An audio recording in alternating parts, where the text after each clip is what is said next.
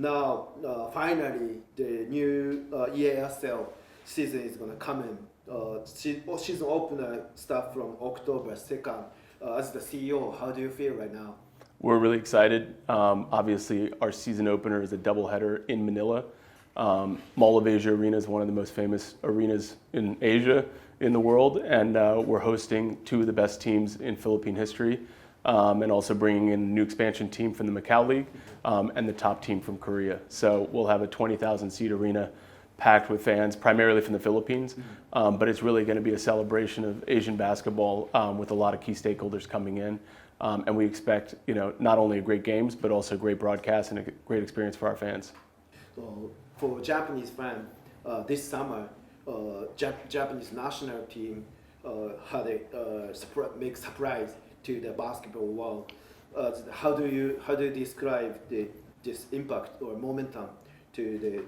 What do you think as the CEO of the EASL? To be honest, I wasn't too surprised. I've been watching Japan basketball for quite some time, not just at the national team level, but at the club level. And when the leagues merged 2015, and you saw what the B League has done since 2016, 17, 18, 19 through COVID, it's grown massively, and the talent has grown massively. And so to see them accelerate in the national rankings, and to see the team beat a European team for the first time, and then obviously sadly lose to France on a tough call, it wasn't surprising, but it was extremely exciting, and I think the future for Japan national team is very strong. Would you explain this season, the ESL expansion, the new two team? Would you explain to the Japanese fan about them? Sure. So EASL previously had the best teams from the KBL, the B League, the Chinese Taipei P Plus League, and then the Filipino PBA. Since day one, we've always had a clear path with FIBA and all the leagues that we would go from 8 teams to 16 teams. And that expansion would be in stages.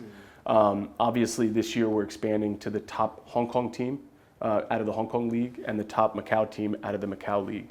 And this is an important step, not just because these two cities are incredible cities, but also it brings in a huge fan base from China. And so from ESL's perspective, if you're Ryukyu Golden Kings or Hiroshima and you're playing in ESL, you might have 5 to 8 million viewers per game.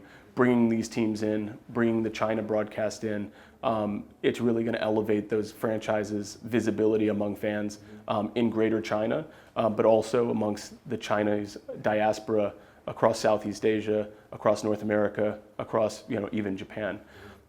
So it's a great opportunity to really elevate the Japanese clubs and put them on a platform that's going to be viewed by millions and millions, not just in our core markets, but around the world now.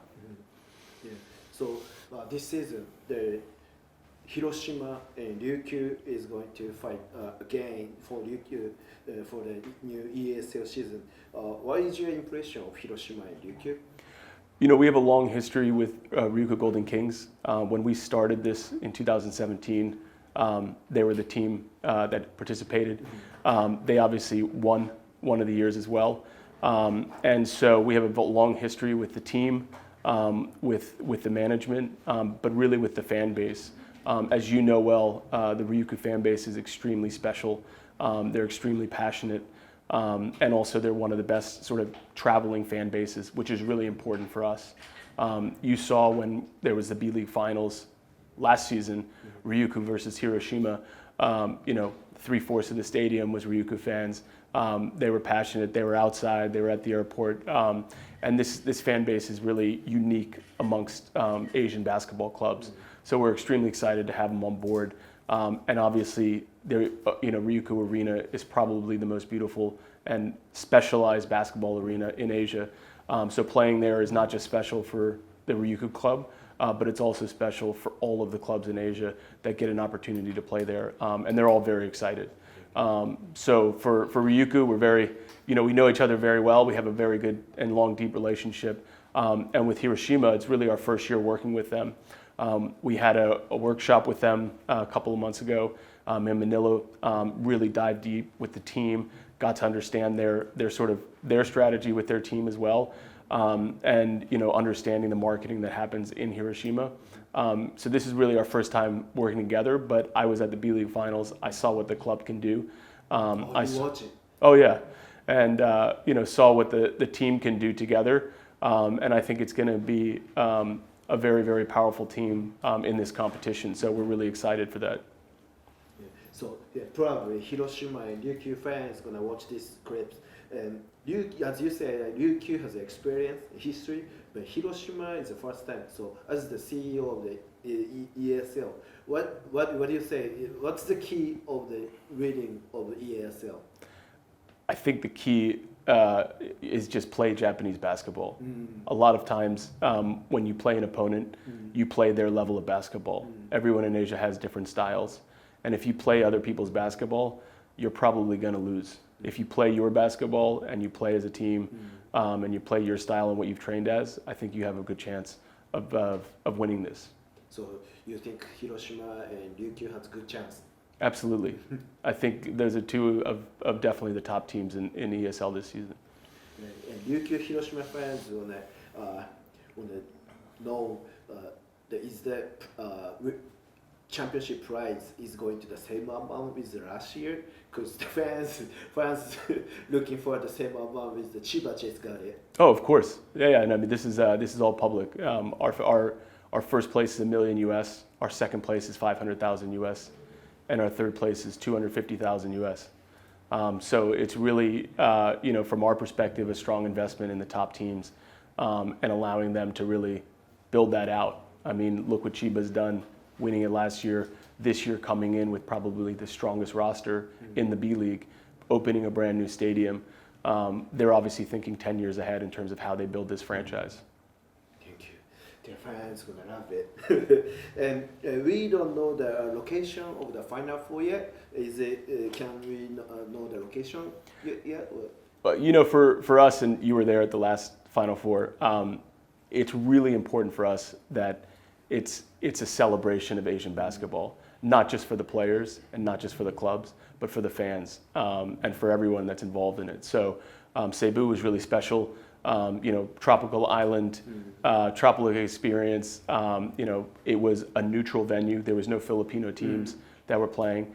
This year we'll make the announcement soon, very soon, and we hope to really, take that tradition of making it a special celebration into that next city that we do it. But I promise you, it'll be bigger and better than last year. So looking forward. It'll be very good. Yeah, pretty much. The question I'm prepared is all finished. But if you want to add something to the fans, it's everything open to the fans. But I mean, that's really. I think a lot of fans last year they didn't know how to watch, and this year it was really important for us in Japan to give an option for all of our fans here to watch. So we really strengthened our media broadcast partnership, not just in Japan but around. And so all of the fans can really engage that and see the other teams and see other Asian basketball. So we have a partnership with UNext, and it's a very strong partnership that allows us to get more fans into the ESL ecosystem, but obviously get them excited to watch their clubs. Last season, Japanese fans can watch the UNext. It's really, really good, but we have no chance to watch the KBA against the PBA. Yeah, so now you have a platform that's both of us, whereas before it was... So fans can prepare the team opponent. Yeah, and also if you're a basketball fan in Japan, okay, B-League's UNext, ESL's UNext, they're going to have some other games on UNext as well. They're building that out, but they're also saying, if we're going to be the hub of basketball, I'm going to play that Korea versus Philippine game. I'm going to play that Taiwan, versus Macau game. And so, it allows what our job and our mission is to have Japanese fans also watch those games and really understand what's happening in Asian basketball. Yeah, so that'll be very good. I think it'll change a lot of how Japanese fans engage and see it.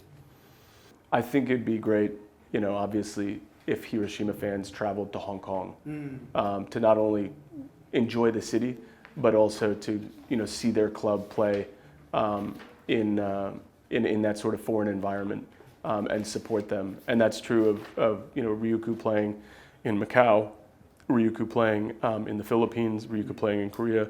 I think all of this is an incredible experience for them to see their clubs, and so I really hope Japanese fans, whether you're a Hiroshima fan or a Ryuku fan or just a general basketball fan from Japan, takes the opportunity to travel and see that, because it's quite special.